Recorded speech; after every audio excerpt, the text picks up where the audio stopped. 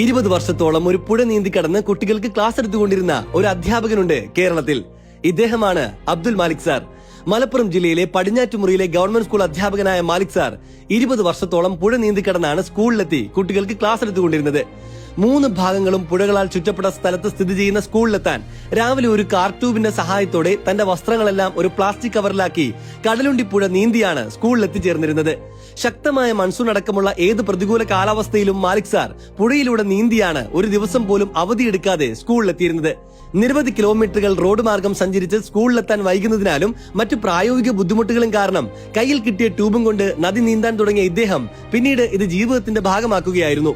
തന്റെ വിദ്യാർത്ഥികൾക്ക് എന്ത് വില കൊടുത്തും വിദ്യാഭ്യാസം മുടങ്ങാതെ കൃത്യസമയത്ത് നൽകുക എന്ന ഒരു ലക്ഷ്യം മാത്രം മുന്നിൽ കണ്ടാണ് മാലിക് സാർ അതിസാഹസികമായ ഈ പാത തെരഞ്ഞെടുത്തത്.